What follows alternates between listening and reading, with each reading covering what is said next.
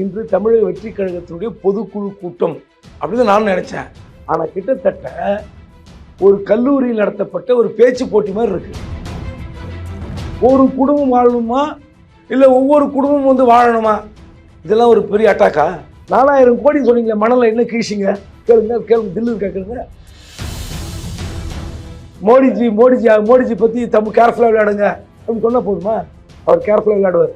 இனிமேல் வந்து தமிழ்நாட்டுடன் விளையாட மாட்டேன், விஜயோட விளையாட போகிறேன்னு ஆரம்பிக்க போகிறாங்க பாஜக. ஊழல் கபடதாரிகள், இது பொத்தாம் பொதுவான வார்த்தை. ஒரு குடும்பம் வாழ்வது பொத்தாம் பொதுவான வார்த்தை. நீ நல்லா விமர்சிங்க, நல்லா வளர்ந்துட்டு வாங்கன்னு சொல்கிறாங்க. அப்போ ஒப்பீடு கூட செய்ய தெரியாமல், ஒரு ப்ரிப்பரேஷன் ஸ்பீச் தெரியாமல் நீ பேச்சு போட்டியில் கலந்துக்கிட்டு பேசிட்டு போயிருக்கீங்க. ஒரு ரசிகர் மன்றமாக இருக்கீங்க. உண்மையிலே ஏதாவது ஒரு பேச்சு உங்களை கவர்ந்ததா? விஜயோட ஸ்பீச் ஓரளவுக்கு ஓகேவா தான் சார்? என்ன கவர்ந்தது? ஒரு 10 மாவட்டத்தை சொல்லி அப்படியே ஒவ்வொன்றா சொல்லுங்க. இந்த மாவட்ட செயலாளர் ஸ்டாலின் சொல்லுவாரா சார்? நீங்க முதலமைச்சர் கிட்ட கேளுங்க, ஸ்டாலின் கிட்ட கேளுங்க, மைக்கு நீட்டுங்க.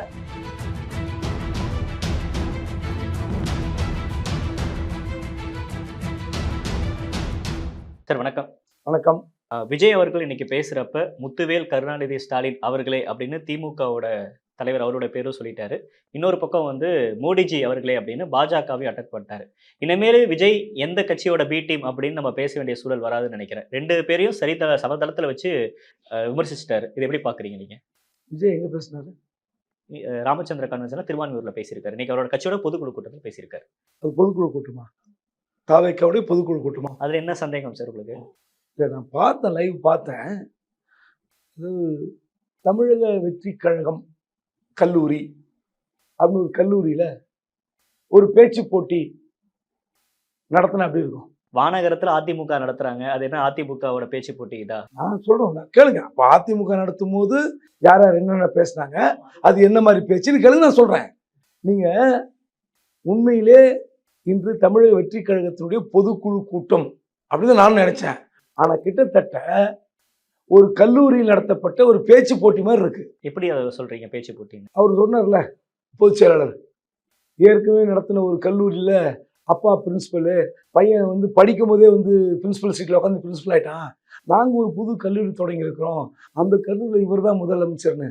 உண்மையிலே ஏதாவது ஒரு பேச்சு உங்களை கவர்ந்ததா? விஜயோட ஸ்பீச் ஓரளவுக்கு ஓகேவா தான் சார்? என்ன கவர்ந்தது? ஒரு 2 கட்சிகளும் மத்தியில் யார் ஆண்டாங்க, மாநிலத்தில் யார் ஆண்டாங்க, பேர் சொல்ல பயப்படுறாங்கன்னு ஒரு விமர்சனத்தை முன் வச்சோம். அதையும் போட்டு உடைக்கிறாரு. அதுக்கப்புறம் வந்து நான் வந்து ஆட்சிக்கு வருவோம், எப்படி வருவோம் அப்படின்னு இங்க இருக்கக்கூடிய பிரச்சனைகளை சொல்றாரு. இன்னொன்னு, நீங்க ஒவ்வொரு டைம் இன்டர்வியூனும் தனக்கு நடக்கக்கூடிய பிரச்சனையை கூட பேச முடியல அப்படின்னா நீங்க எல்லாம் என்ன தலைவர் அப்படின்னு கேட்டீங்க.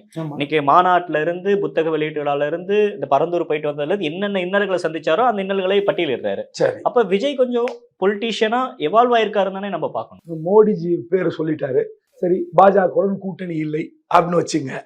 2வது, தனக்கு ஏற்பட்ட இடையூறுகள் இல்லை கட்சி தொண்டர்களை சந்திக்க விடாமல் ஆளுங்கட்சி தடுக்கிறதுன்னு சொல்லியிருக்காரு. சரி, எங்க தடுத்தாங்க? பன்னூர் பரந்தூர்ல என்ன பண்ணாங்க? அவர் என்ன ஆசைப்பட்டாரோ அந்த இடத்துக்கு போக. 1ஆம் ஆண்டு தொடக்க விழால என்ன சொல்லுங்க, என்ன தடுத்தாங்கன்னு சொல்லணும்ல. எப்பவுமே போலீஸ் நெருக்கடி கொடுத்துருப்பார்கள். மாநாட்டில் வந்து எங்களுக்கு இப்படி நெருக்கடி கொடுத்தாங்க, எங்கள் வண்டியை வரவிடாமல் தடுத்தாங்க, போலீஸ் பாதுகாப்பு கொடுக்கல, எங்களுக்கு மகாபலிபுரத்தில் முதல் ஆண்டு கூட்டத்தில் எங்களுடைய தொண்டர்களை வந்து இப்படி சிக்க வச்சாங்க சொல்லி வீடியோ எடுத்து போடுங்க, இல்லை பேசுங்க, உண்மையை சொல்லுங்க. என்ன, எங்கள் பேரை சொல்லிட்டா போதுமா? மோடிஜி தமிழ்நாட்டோட விளையாடாதீங்க, கேர்ஃபுல்லாக விளையாடுங்க, தமிழ்நாடு அலர்ஜியா அப்படின்னு தண்ணி காட்டுற ஸ்டேட் இது, அதனால என்ன பண்ண போறீங்க? என்ன நடந்துருச்சு? எப்படி கேட்டிருக்கணும்? தமிழ்நாடு பார்த்து இங்கே திமுக தானே ஆட்சி ஆளுது, அதிமுக ஆட்சி ஆளுது, இது வந்து எதிர்ப்பா? இதையே நீங்க எதிர்ப்புன்னா அப்ப எதிர்ப்புன்னா என்னன்னு பேசுவீங்க? என்ன பேசினாரு, என்ன பேசியிருக்கும் நான் சொல்றேன். ஒரு கட்சி என்ன மாதிரி பட்டியல போட்டிருக்கணும்? தமிழ்நாட்டில் திமுக ஆளுங்கட்சி, எங்கள் கட்சிக்கு வந்து கூட்டம் போடாமல் நெருக்கடி கொடுக்கிறது என்பது இன்னைக்கு நேற்று புதுசு இல்ல. எந்த கட்சியில் ஆட்சியில் இருக்குதோ மற்ற கட்சிக்கு நெருக்கடி கொடுப்பார்கள். கூட்டணி கட்சிக்கு நெருக்கடி கொடுக்கும்போது உங்க கட்சி கொடுக்க மாட்டாங்களா? சரி, அதுவே நெருக்கடின்னு அப்படியே தம் கட்டின்னு பேசுறீங்க. திமுக ஆட்சி ஆளுகிறது. நெடுஞ்சாலைத்துறை, இந்த துறையில் நடக்கிற ஊழலை பாருங்க. நீர்வளத்துறை, இந்த துறையில் நடக்கிற கல்லு மண்ணு கடத்தல் பாருங்க. மருத்துவத்துறை, இந்த துறையில் நடக்கிற ஊழலை பாருங்க. ஹாஸ்பிட்டல் நிலைமை பாருங்க, கழிவறை நிலைமை பாருங்க. இப்படி உணவுத்துறை, இந்த உணவுத்துறையில் வந்து கூட்டுறவுத்துறையில் என்ன ஊழல் பட்டியல் போடுங்க. சரி, முடியலையா உங்களுக்கு? அறப்போர் இயக்கம்னு ஒரு இயக்கம் இருக்கு. அந்த அறப்போர் இயக்கம் தொடர்ந்து ட்விட்டர் ஹேண்டில் போடுறாங்கல்ல, அதெல்லாம் எடுத்து வச்சு அது எழுதி வச்சு அது பேசினாலே மக்கள்கிட்ட போய் சேரும். அறப்போர் இயக்கம் வந்து ஒரு 1,00,000 பேர் சேருதுன்னா விஜய் பேசினா 1 கோடி பேருக்கு போய் சேரும். நீங்க திமுக பற்றி இதான் விமர்சனமா? ஆளுங்கட்சி பார்த்து நாங்க பாருங்க நான் பயப்படல, எங்களை பார்த்து நீங்க பயப்படுறீங்க. என்ன பேசிட்டீங்க? நேரடி அட்டாக் என்ன? ஒரு குடும்பம் வாழணுமா இல்ல ஒவ்வொரு குடும்பமும் வந்து வாழணுமா? இதெல்லாம் ஒரு பெரிய அட்டாக்கா? இது புதுசா? திமுக இது புதுசா? நான் கேட்ட கேள்வி புதுசா? தாவேக்காக்கு புதுசு இல்ல, தாவேக்கா பேசியிருக்காங்க. இது தமிழ்நாட்டுக்கு புதுசா? ஒரு குடும்பம் மட்டும் வாழ வேண்டுமா, ஒவ்வொரு குடும்பம் வாழ வேண்டுமா? இது வந்து திமுக மீது குடும்ப வாரிசு அரசியல், குடும்ப அரசியல்னு யாராவது வந்து சொல்லாம விஜய் சொல்லிட்டாரா? சரி, பாஜக விமர்சிக்கிறீங்க, ரைட்டு. தமிழ்நாட்டில் 4 வருடமா பாஜக என்ன பண்ணுச்சு? திமுக ஆட்சியை பத்தி பாஜக மதிப்பீடு என்ன? ரைடு அடிப்பீர்கள், அப்புறம் என்ன ஆகும்? உள்ள தூக்கி போடுவாங்க, ஒரு வெளியே வந்துடும். எங்க யார தூக்கி உள்ள போட்டாங்க? செந்தில் பாலாஜி போனார்ல, என்ன தண்டனை வாங்கி கொடுத்தீங்க? என்ன வெறும் 1.5 கோடி ரூபாங்க. வெறும் 1.5 கோடி ரூபாய்க்கு நீங்க வந்து 14 மாசம் ஜெயில வச்சீங்களே. 4000 கோடி சொன்னீங்களே, மணல என்ன கீழ்ச்சிங்க? கேட்கணுமா இல்லையா? 1000 கோடி டாஸ்மாக் கூடாது, என்ன கிழிச்சிங்கன்னு கேட்கணுமா இல்லையா? கேட்கணுமா இல்லையாங்க? இந்தியா முழுவதும் பாஜக ஆளுகிற மாநிலங்களில் என்ன நடக்கிறது, பாஜக ஆளாத மாநிலங்களில் என்ன நடவடிக்கை எடுத்தீங்க? கேளுங்க, தில்லு கேட்குங்க. மோடி எதிர்த்துட்டார், ஆளுங்கட்சி எதிர்த்தார், பேரை சொல்லிட்டார். வா, பேரையே சொல்லிட்டாரா அப்படின்னு நீங்க எல்லாம் ஒரு பத்திரிகையாளர் கேள்வி கேட்கறது இருக்க. இல்ல சார், குபேந்திரன் சார் தான் ஒவ்வொரு இன்டர்வியூலையும் ஒரு பேரு சொல்ல கூட என்ன பிரதி பயம் அப்படின்னு நீங்க தான் கேட்டீங்க. ஆமா, இப்ப பேரையும் சொல்லிட்டாரு அப்படின்றப்ப அது ஓரளவுக்கு பாக்குறப்ப ஓகே, சாமானிய மக்களுக்கு அவர் விஜய் கொஞ்சம் பயப்படாம பேசுறாரு அப்படின்ற ஒரு எண்ணத்தை கொடுக்காதா? பேச்சு அப்பா அம்மா எல்லாம் உட்கார்ந்து இருப்பாங்க பேச்சு போட்டியில, தன் குழந்தை என்ன பேசுகிறது, அப்புறம் வந்து மாணவர்களா இருப்பாங்க. நாங்கெல்லாம் வந்து சின்ன இங்க எம்பியை பதவி ஏற்று நாடாளுமன்றத்துல போயிட்டு உதயநிதி அவர்களேன்னு பேசின சம்பவங்களே நம்ம பார்த்திருக்கோம்ல சார். நான் திமுக விமர்சனத்துக்கு அப்பாற்பட்ட கட்சி அல்ல. கட்சியோட பொதுக்கூட்டத்துல கட்சியோட தலைவர் தான் சார் பேசுவாங்க. அதாங்க நான் என்ன சொல்றேன், இது பேச்சு போட்டி தயாரான மாதிரி முத்துவேலர் கருணாநிதி ஸ்டாலின் அவர்களே உங்கள் பேரை வீராப்பால் சொன்னாக போதுமா? மற்ற இதெல்லாம் என்ன பிரச்சனை? என்ன எதிர்பார்க்குறீங்க விஜய் கிட்ட? தமிழ்நாட்டு திமுகவில் என்னெல்லாம் நடந்திருக்கிறது, இந்த ஆட்சியினுடைய நிர்வாகங்கள் என்ன, முறைகேடுகள் என்ன, சீர்கேடுகள் என்ன, ஊழல் என்ன, பட்டியல் போடுங்க. அதுதாங்க தில்லு, அதுதாங்க மக்கள்கிட்ட போய் உங்களுக்கு கொண்டு போய் சேர்க்கும். மோடிஜி பத்தி கேர்ஃபுல்லா விளையாடுங்க அப்படின்னு சொன்னா போதுமா? அவர் கேர்ஃபுல்லா விளையாடுவார். இனிமேல் வந்து தமிழ்நாட்டுடன் விளையாட மாட்டேன், விஜயோட விளையாட போகிறேன்னு ஆரம்பிக்க போறாங்க பாஜக. அடுத்த பிப்ரவரி மாசம் பாருங்க. சரி, இப்ப நம்ம விஜய் வந்து மாநாடு அறிவிக்கிறதுக்கு முன்னாடி இருந்தே நம்ம 2 பேரும் விஜய் அவர்களோட அரசியல் நகர்வுல பேசிட்டு இருக்கோம். நம்ம ஃபர்ஸ்ட் விமர்சிச்சது விஜய் ஃபர்ஸ்ட் களத்துக்கு வருவாரா, ஃபர்ஸ்ட் கட்சி ஆரம்பிப்பாரான்னு. ஆரம்பிச்சார், மாநாடு நடத்தினார், அரசியல் பேசுவாரான்னு பேசினாரு, களத்துக்கு போவாரான்னு கேட்டோம், போனாரு. நீங்க ஒரு புக்கை கொடுத்து இந்த புக்கெல்லாம் படிங்க அப்படின்னு நீங்க அட்வைஸும் பண்ணீங்க. இப்ப அதை மீறி பேரை சொல்லாம பயப்படுவாருன்னு அந்த பேரையும் சொல்லிட்டாரு. விஜய் வந்து அப்கிரேட் ஆயிட்டு தானே சார் இருக்கு. இதுக்கப்புறம் அடுத்த மீட்டிங் ஒன்று நடக்கிறப்ப ஏன் இப்ப பூத் கமிட்டி மாநாடு நடக்குது, சுற்றுப்பயணம் போறாரு, அந்த இடத்துல திமுக என்னென்ன ஊழல் பண்ணாங்க அப்படின்னு லிஸ்ட் அவுட் பண்ணுவாரு. நம்ம அவரை ஒரு குறைச்சி மதிப்பிட்டு வந்து அப்ப நான் தமிழக வெற்றி கழகத்தை செதுக்குகிறேன். அப்ப அந்த கட்சியை வந்து நான் ஒவ்வொன்னா சொல்றேன், இதை செய்யுங்க, அதுக்கப்புறம் நான் செய்யறேன். அந்த தொண்டர்களுக்கு போய் சேரணும் இல்ல, இதெல்லாம் இப்ப நீங்க சொல்றீங்களா? கேட்க அப்போ பேரை சொன்னா போதும் இல்ல, இதையும் செய்ய வேண்டும், எல்லாம் பேச வேண்டும். அவர் சொல்றாருல, இனி திமுகவுக்கும் டிவிகேக்கும் தான் போட்டி. என்னங்க கொடுமை? அந்த கட்சியுடைய பொதுச்செயலாளர் பேசுறார், தமிழ்நாட்டில் 54,000 பூத்துக்கு நாங்கள் ஆளை போட்டு விட்டோம், மீதி 10,000. சார் நீங்க அவர் பேசுறது மட்டும் மீதி 10,000 பூத்துக்கு போய் ஆளை போடுங்கட்டு போயிடுவான் திமுக. இன்னும் பூத்து 64,000 பூத்துக்கு நீங்க ஆளை போடல, ஒரு 54,000 பூத்து, இன்னும் 10,000 பூத்து, 10 மாசங்குது. நீங்க சொல்றேனே, கட்சி என்ற கட்டமைப்பு எப்படி இருக்கணுமோ அப்படி இருக்கணும். நீங்க திமுகவுடன் ஆசை அப்படிதான் இருக்கணும். யாருன்னா இந்த உசேன் போல்ட் விட வேகமா ஓடும் நான் சொன்னோம். எப்படி உசேன் போல்ட் வந்து எத்தனை 100 மீட்டர் எத்தனை செகண்ட்ல ஓடினாரு அப்படிதான் சொன்னோம். அந்த கிரவுண்டுக்கு போகிறதுக்கு எவ்வளோ வருஷம் ஆகும் ஒலிம்பிக்கில்? உள்ளூர் ஓட்டப்பந்தயத்திலே கலந்துக்காம ஒலிம்பிக்கில் போய் கலந்துக்கிற மாதிரி இருக்கு. நீங்கள் திமுக எல்லாரையும் அடித்து நொறுக்கி வந்து ஆட்சியில் உட்காந்துருக்குங்க. நீங்கள் அதிமுக சொல்லுது நாங்கள் தான் திமுகவுக்கு எதிர்கட்சி, நாங்கள் தான் போராடுற கட்சி, திமுக விசேஷ அதிமுக, அதிமுக செல்லூர் ராஜு, உதயகுமார். பாஜக அதிமுக இல்லைங்க, நாங்கள் தான் திமுக எதிராக நாங்கள் தானே, அண்ணாமலை ஒரு பக்கம். இப்போ இவர் எல்லாம் திமுக அடிக்கிறீங்க. திமுக எங்கே அடிக்கிறீங்க? நாங்கள் தான் எதிர்ப்போம், எங்களுக்கு தான் போட்டி. எங்களுக்கு தான் போட்டின்ற வார்த்தை முக்கியமா, நீங்க ஆளுங்கட்சியை விமர்சிப்பது முக்கியமா, எப்படி விமர்சிப்பது என்பது முக்கியமா, அதில் என்னென்ன பட்டியல் போடணும், என்னென்ன முறைகேடுகள், என்னென்ன ஊழல்கள், நிர்வாக சீர்கேடுகள் பட்டியல் போடுங்க. இப்ப நீங்க சொல்றத பார்த்தா திமுகவை யாருமே சரியா எதிர்க்கலன்னு சொல்ல வரீங்களா? நான் என்ன சொல்றேன்னா, இப்ப நீங்க சொன்னீங்களே, நீங்க முதல்ல அப்படி சொன்னீங்க, அப்புறம் அப்படி செஞ்சாரு, அப்புறம் இப்படி சொன்னீங்க, இப்படி செஞ்சாரு. நான் அப்ப சொல்றது என்னன்னா, ஒரு ஆளுங்கட்சியை எப்படி எதிர்க்கணும். இந்த கூட்டத்தை பார்த்தீங்கன்னா உண்மையில பேச்சு போட்டி, நான் அதை கொஞ்சம் பெருந்தன்மையா சொன்னேன். நீங்க அரசியலை இப்படி வெளியே போயிட்டு ஒரு 10 பேர்கிட்ட கேளுங்க, இதை அப்படியே கேளுங்க, உண்மையில சிரிப்பாங்க. ஒரு சிலர் நல்லா பேசியிருக்காருன்னு. யார் பேசியிருக்காரு? மக்கள் அதாங்க. விஜய் வந்து, நான் ஒரு பத்திரிக்கையாளனா பல மேடைகளை பார்த்தவன். ஸோ என்னுடைய பார்வையில நான் சொல்ல முடியும், மற்றவர்கள் பார்வையில என்ன வச்சு பேச முடியாது. புரியுதுங்களா? அதனால திமுக நான் விமர்சித்து விட்டேன், மோடிஜி விமர்சித்து விட்டேன் அப்படின்றது முக்கியம் அல்ல. என்ன விமர்சிச்சீங்க, எப்படி விமர்சிச்சீங்க?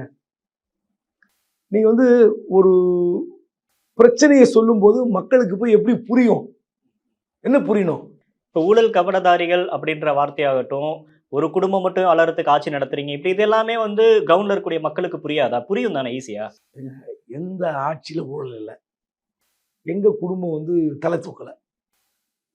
வெளிப்படையா கேட்கிறேன், எல்லா இடத்திலும் குடும்ப வாரிசுகள் இருக்கின்றன. திமுக உச்சபட்சமா இருக்கு, இல்லைன்னு சொல்ல, அதிகமா இருக்கு, என்ன வேணா சொல்லிக்கலாம். காங்கிரஸ்ல இல்லையா, பாஜக இல்லையா, தெலுங்கு தேசம் கட்சியில் இல்லையா, இல்ல பாரதிய ராஷ்டிரிய சமிதியில் இல்லையா, எல்லாத்துலயும் இருக்கு, இல்ல சிவசேனால இல்லையா, எந்த கட்சியிலும் இல்லை. அதனால நீங்க சொன்னேன், அதுதான் முக்கியம்.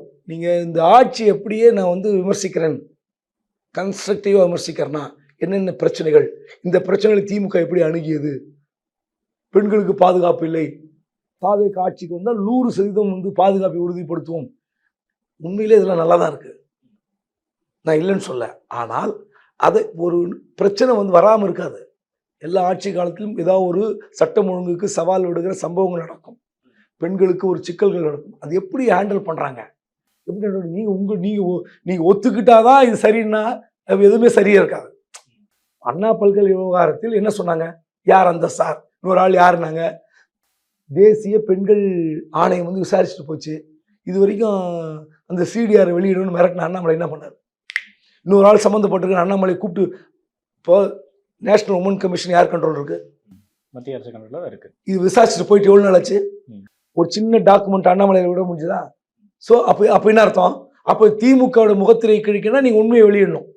அப்போ ஒண்ணுமே இல்லைன்னா பொய்ன்னு அர்த்தம். அப்போ நீங்க சொல்றதுக்கும் உங்களுடைய இன்னொரு சம்பவத்தினுடைய இன்னொரு முகத்துக்கும் எங்கேயோ இருக்க டிஸ்டன்ஸு.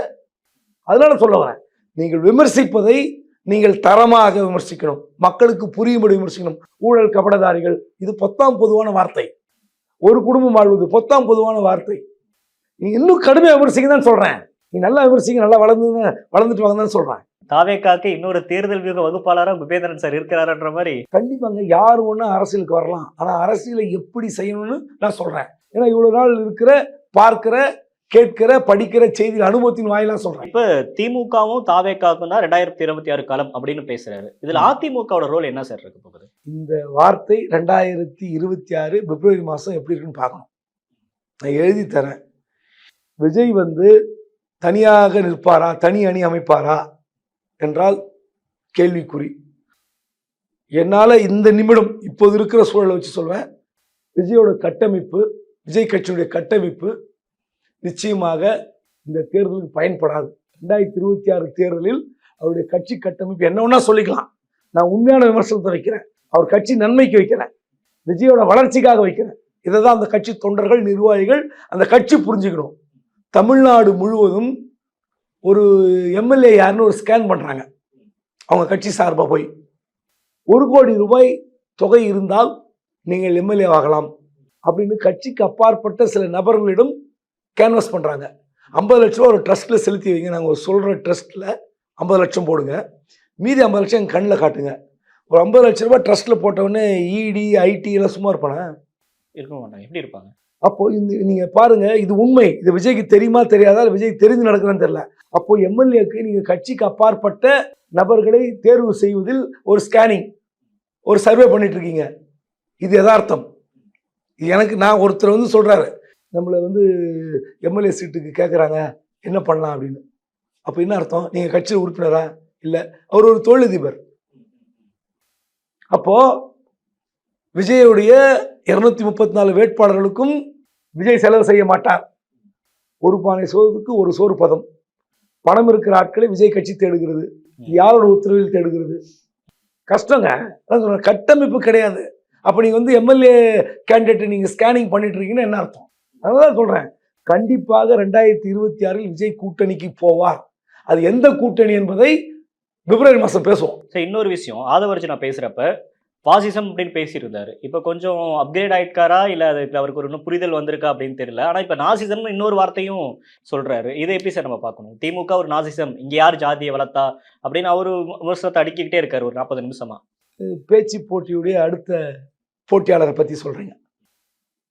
அவர் பேசுனது இன்னொன்று பார்த்தேன், கிளிப்பிங்ஸ். பாசிசம், நாசிசம், திமுக வந்து கூட்டணி கட்சிகளே வந்து நாசம் பண்ணிடும். மதிமுக நடந்தது விசிக்காக நடக்கணும் ஒரு அட்வைஸ் கொடுக்க. எல்லாம் ரைட்டு, எல்லாத்தையும் அவர் பேசுவதற்கு உரிமை இருக்குது. ஏன்னா எல்லா கட்சியிலும் இருந்து வரல, விசிகால இருந்தவர், திமுக இருந்து எல்லாம் பேசுவார். அவர் ஒரு வார்த்தை சொல்கிறாரு, தங்களுடைய கட்சி தலைவரை எப்படி வந்து போற்ற வேண்டும் அல்லது எப்படி வந்து நிலைநிறுத்த வேண்டும் என்பது ரொம்ப முக்கியமாக பார்க்கப்பட வேண்டிய ஒரு விஷயம். அவர் பேசுகிறார், 2ஆம் உலகப் போர் நடக்குது, அப்போ வந்து டாப்ல இருக்கிறது பிரிட்டிஷு, பிரான்ஸு, ஜெர்மனி எல்லாம் அடிச்சுக்கிறாங்க. சைலண்டாக இருந்தார் ஒருத்தர், அமெரிக்கா. அப்படியே திடீர்னு வந்து ஜப்பான் மேலே ஒரு நியூக்ளியர் பாம்பு போட்டார். 2ஆம் உலகப் போர் க்ளோஸ். அந்த நியூக்ளியர் பாம்பு தான் நம்ம தலைவருங்கிறார். நீங்கள் இது சினிமா டைலாக்கு. இன்னும் வந்து தாவேக்கா, நான் பேச்சு போட்டின்னு சொன்னல, இது வந்து வெறும் ரசிகர் மன்ற கூட்டமாக இருக்கிறது. உங்க தலைவரை நீங்க போர்ட்ரே பண்றீங்க, பெருமைப்படுத்துறீங்க, குளோரிஃபை பண்றீங்க. என்ன கொடுமை! அமெரிக்கா ஜப்பான் மீது நியூக்ளியர் பாம்பு போட்டு எத்தனை ஆயிரம் பேர் செத்தார்கள். பல ஆயிரம் பேர் செத்த பிறகு அந்த சாவை ஒரு வீரம் என்று போற்றுவது சரியா? தவறுதான். சொல்லுங்க பதில். அப்போ அமெரிக்கா செய்த பைத்தியக்காரத்தனம் அது வீரமா?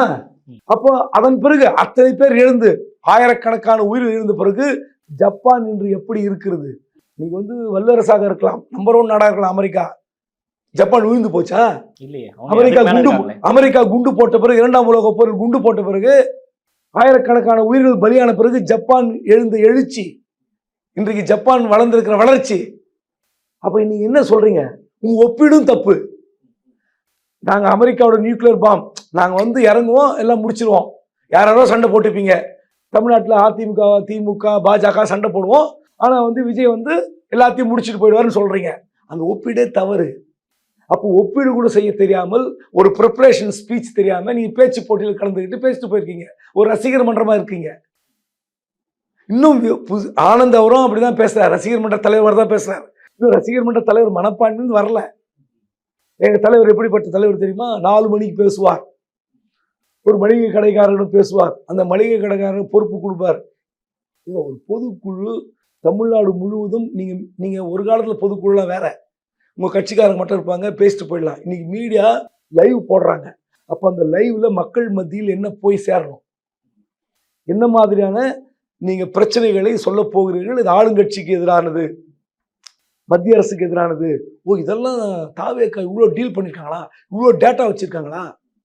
அப்போ இந்த இவங்க ஒரு நாங்கள் என்ன செய்ய போகிறோம், எங்களுடைய கட்சி என்ன மாதிரியான வழிகாட்டுதலுடன் என்ன மாதிரி பாதையில் நடைபெற போகிறது, இதுதாங்க அரசியல். இதைதான் நான் சொல்கிறேன். ஓகே சார், இன்னொரு முக்கியமான விஷயம் பேசுகிறப்ப அவர் ஆதவர்ஜுனாவோட ஸ்பீச்சில் 40 நிமிஷத்தில் திமுக கூட்டணி, திமுகவுக்கு ஒரு அதிருப்தி இருக்குது, நீங்கள் கூட்டணியில் இருந்தீங்கன்னா கூட்டணி கட்சியின் உங்களையும் வந்து அவங்க வந்து அதிருப்திக்குள்ளாக்குவாங்க, மக்கள் வந்து உங்களையும் நிராகரிப்பாங்க அப்படின்னு சொல்கிறாரு. திமுக கூட்டணியிலிருந்து ஏதோ ஒரு கட்சி இந்த பக்கம் வந்துடாதா அப்படின்னு அதிமுக எதிர்பார்த்ததை நம்ம பார்த்தோம். தாவேக்காவும் அப்படி ஏதோ ஒரு பிளானில் இருக்காங்களா? ஏன்னா ஆதவர்ஜுனோட ஸ்பீச் அப்படி தானே புரிஞ்சு கொள்ள வேண்டியதாக இருக்குது. அதிமுக வந்து விஜய்க்காக காத்திருந்தது. அதிமுக நம்மளை கைவிடாது என்று தாவேக காத்திருந்தது. இப்போ இது ரெண்டும் நடக்குமா நடக்காதான்ற ஒரு திரிசங்கு நிலை. ஏன்னா பாஜக அங்கே கமிட் ஆயிடுச்சு. அதிமுக பாஜக முடிந்து போன விஷயம். கூட்டணி என்பது உறுதி செய்யப்பட்டதாக வெளியே தெரிகிறது. அறிவிக்கப்படல, முறைப்படி இன்னும் அறிவிக்கல, அவ்வளோதான். அப்போ அதிமுக எப்படி நமக்காக காத்திருக்கும், ஒரு கணிசமான தொகுதிகளை பெறலாம் என்று நினைத்து கொண்டிருந்தார்கள். அது நடக்கலை. ஆனால் அதுக்கு என்ன, இப்போ உடனே பேச முடியாது. நாங்கள் தனித்து போட்டி, எங்கள் தலைவர் தான் முதலமைச்சர் வேட்பாளர், ஆட்சி பிடிப்பார்னு பேசிக்க வேண்டித்தான், வேற ஒன்றுமே கிடையாது. ஆதவ அர்ஜுன் மனசாட்சி தொட்டு நீங்கள் ஒரு பேட்டிடுங்க சார், விஜயுடைய கட்டமைப்பு பற்றி கொஞ்சம் சொல்லுங்க. என்ன கட்டமைப்பு? 120 மாவட்ட செயலரா ஆதவ அர்ஜுன் டக்குன்னு கேட்கணும். இந்த பேட்டி பார்க்காம இருந்தாருன்னா ப்ரிப்பரேஷன் பண்ணாமல் இருப்பார். சார் ஒரு 25 மாவட்டத்தை எழுதி வச்சு, முக்கியமான மாவட்டம் மதுரைனா விஜய் அன்பன், நாகை, தஞ்சாவூர், கிழக்கு தஞ்சாவூர்லாம் கேட்கு. அப்படி ஒரு 10 மாவட்டத்தை சொல்லி அப்படியே ஒவ்வொன்றா சொல்லுங்க. இந்த மாவட்ட செயலாளர்னு ஸ்டாலின் சொல்லுவாரா சார்? யாரு? ஸ்டாலின் சொல்லிடுவாரா மாவட்ட? அது நீங்கள் முதலமைச்சர் கிட்ட கேளுங்க, ஸ்டாலின் கிட்ட கேளுங்க, மைக்கு நீட்டுங்க. சார் உங்கள் மாவட்ட செயலரை பற்றி சொல்லுங்களேன்னு கேளுங்க, தப்பு கிடையாது. நீங்கள் தைரியமாக கேட்கணும். ஒரு அதான் இப்போ எப்படின்னா வளர்ந்த, இப்போ நீங்கள் இந்த கட்சிக்கும் இந்த கட்சிக்கு நீங்கள் வித்தியாசம் போடுறீங்க. நீங்க அப்போ உயரணும், அப்ரோச் பண்றோம். அப்போ இந்த இடத்துல ஸ்டாலின் அளவுக்கு இந்த கட்சி விஜய் உயரணும், தப்பு கிடையாது. அப்படிதான் ஆசை பண்ண சொன்னார்ல, திமுகவுக்கும் தாவேக்காவுக்கும் தான் போட்டின்னு சொன்னார். அது தப்பே இல்லை, நீங்கள் கேளுங்க, முதல்ல ஸ்டாலின் கிட்ட கேளுங்க. இப்போ நீங்கள் பேசுகிறப்ப ஒன்று சொன்னீங்க, 234லையும் விஜய் வந்து தற்போது நிலைமைப்படி ஸ்ட்ராங்காக இல்லை அப்படின்னு சொன்னீங்க. இப்போ பூத் கமிட்டி மாநாடுன்னு இன்னும் சொல்கிறாங்க, சுற்றுப்பயணம் இருக்குது, நடைப்பயணம் இருக்குது, இன்னும் நிறைய இடங்களில் வந்து நான் மண்டல வாரியாக மாநாடு போட போகிறோம் அப்படின்லாம் சொல்கிறாங்க. இதெல்லாம் போட்டதுக்கு அப்புறமும் கூட அடுத்த பிப்ரவரி மாதத்துக்குள்ளே கட்சியை வலுப்படுத்த முடியாதா? நான் ஒரு தம்பி பிரதீப் கிட்ட ஓப்பன் சேலஞ்ச், தி டிபேட் சேனலில் இப்படி ஒரு சேலஞ்ச் வைக்கிறேன். ஏற்கனவே ஜனநாயகன் படம் தான் கடைசி படம் என்று உங்களால் உத்தரவாதம் தர முடியுமா? தாவேக்காவும் இல்லை, நான் கூட தாவேக்கா இல்லை தம்பி, தெரியலையே. நான் தாவேக்கவா? இல்லையே, நான் விஜய் ரசிகர், விஜய் படத்தை ரசிப்பேன், இல்லைன்னு சொல்ல. நான் எல்லா நடிகர்களுடைய படத்தை ரசிப்பேன், நல்லா இருக்கிற படத்தை, நல்லா இல்லாத படத்தை பார்க்கவே மாட்டோம், அது யார் நடிச்சிருந்தாலும். இதுதான் கடைசி படம் அப்படின்னு உத்தரவாதம் தர முடியுமா? ஜெயிச்சிட்டாருன்னா நடிக்க மாட்டாரு. இந்த பாருங்க, இந்த ஷூட்டிங் எப்போ முடியுதுன்னு பாருங்க. ஏப்ரல் மாதத்துக்கு அவர் வெளியே வருவார் என்று எல்லோரும் எதிர்பார்த்தார்கள், நான் எதிர்பார்த்தேன்.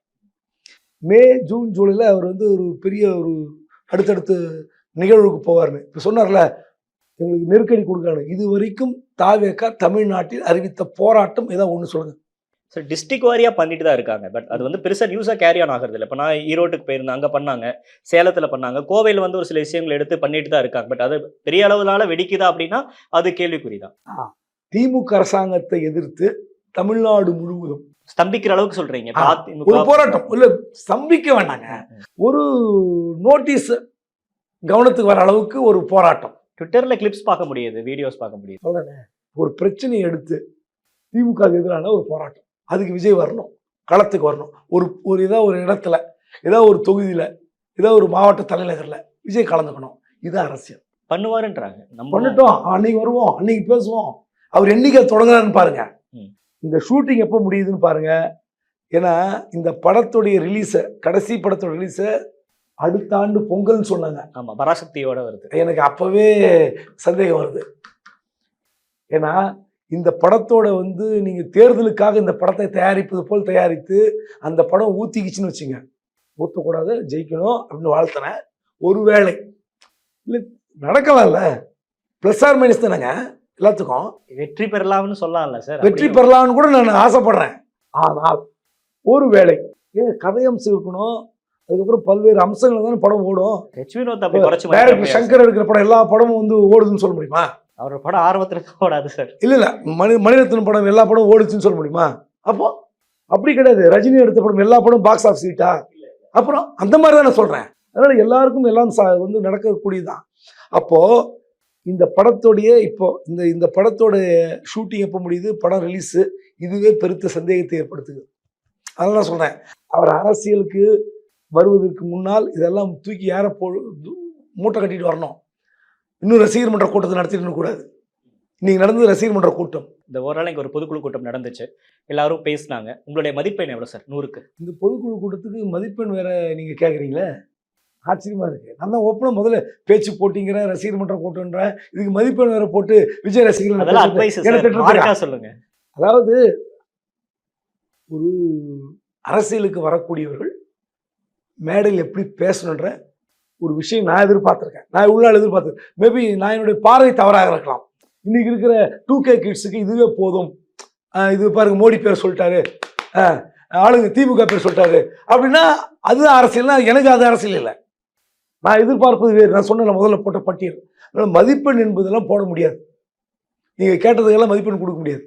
என்னுடைய மதிப்பெண் விஜய் வந்து தமிழ்நாடு முழுவதும் அரசியல் பயணம் வரணும், அந்த மாவட்ட பிரச்சனைகளை பேசணும், இல்லை மாநில பிரச்சனை பேசணும், ரோடுக்கு வரணும்.